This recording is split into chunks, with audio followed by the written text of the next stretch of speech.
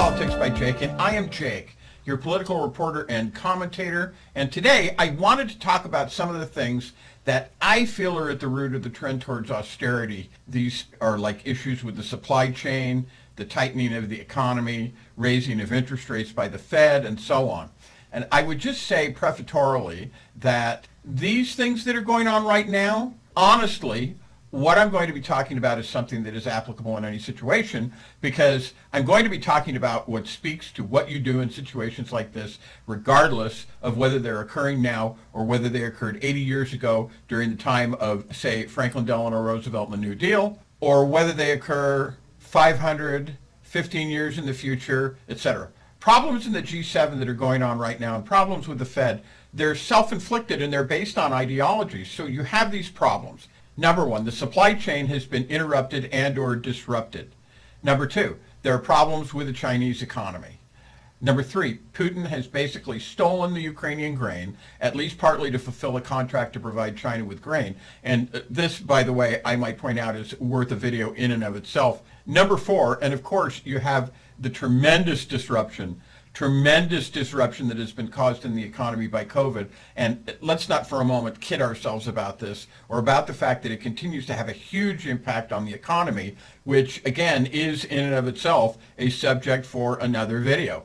Number five, you have an increase in the incidences of natural disasters. And all these are causing other problems, such as, well, the Bank of England recently had to buy back its own financial instruments in order to prevent a crash of the pound. And all they were able to do was to create a rough parity with the United States dollar. And when I say rough parity, by the way, this means that both the British pound and the United States dollar, they're both worth a dollar. So these are things that are driving up prices, and these things, the traditional Federal Reserve response under Volcker, the raising of interest rates, which we saw displayed dramatically under Carter back in the late 1970s, this is not going to get us out of the problem. You can't, quote unquote, austerity your way out of this situation. You just can't do it. The way to get out of this situation is not to increase rates of interest, but for the Fed to do credit stimulus for, say, like defense, particle beam weapons, if there are not enough houses, credit stimulus to build more houses. You're not simply dealing with monetary demand.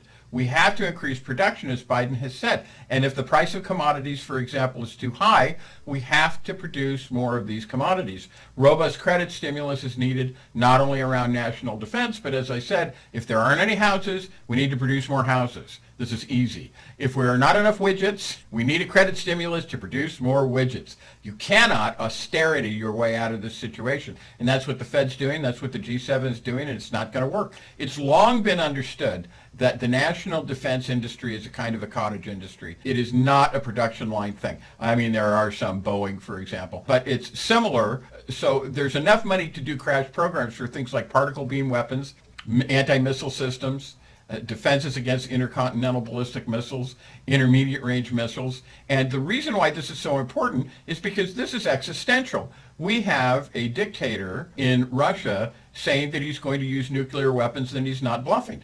This is an existential threat to the entire world. It's an existential threat to the United States. Particle beam weapons can nullify and neuter nuclear weapons. So in other words, what we should do is we should be making those. We should be funding research on those. We should be funding research on lasers. We already have first and second generation lasers installed on a lot of our naval ships. We need to do more of this. Getting back to the domestic product, if there are not enough houses, you need to convert industry to the creation of modular housing.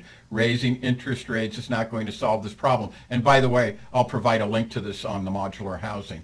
Again, look at the things that are causing prices to rise.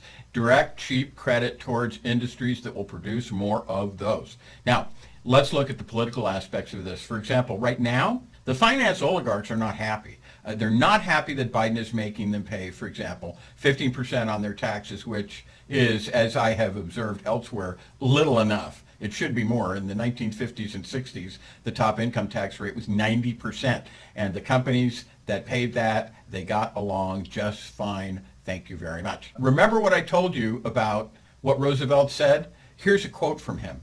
We have to struggle with the old enemies of peace, business and financial monopolies, speculation, reckless banking, class antagonism, sectionalism, war profiteering, they have begun to consider the United States as a mere appendage to their own affairs. And we know now that government by organized money is just as dangerous as government by organized mobs. Never before in our history have these forces been so united against one candidate as they stand today. They are unanimous in their hate for me, and I welcome their hatred. Those of you who have watched my other videos have heard me talk about the old Roman adages. Some of us who went to school and took Latin learned one or two of these adages. If you went to law school, you learned a lot more. And the old Romans, they were really good at encapsulating and reducing critical truths to a few words. And one of them you have heard me speak about before is this one, cui bono. You always ask cui bono, which means to who or for whose good. So in other words, who benefits from a certain action? Economically, politically. Does it really help people if the economy cools off? Does it really help things if the economy slows? If it doesn't help the ordinary man or woman in the street, then can you think of who it is who might want that to happen? If you ask yourself this question and then begin to think about the situations that you have seen around you in politics, you can cut through a lot of the smoke and mirrors right through to the heart of the matter. And this goes to, by the way, to the political leaders at the state and federal level. They are involved in this also, I assure you. And the same question ought to be asked of them as well. This is something I touch on in what has turned out to be a fairly popular video report on Rand Paul and the Espionage Act, and I commend this to you for your viewing. Okay, well, that's about it. This is Jake with PB&J, Politics by Jake, and I will see you in the next video.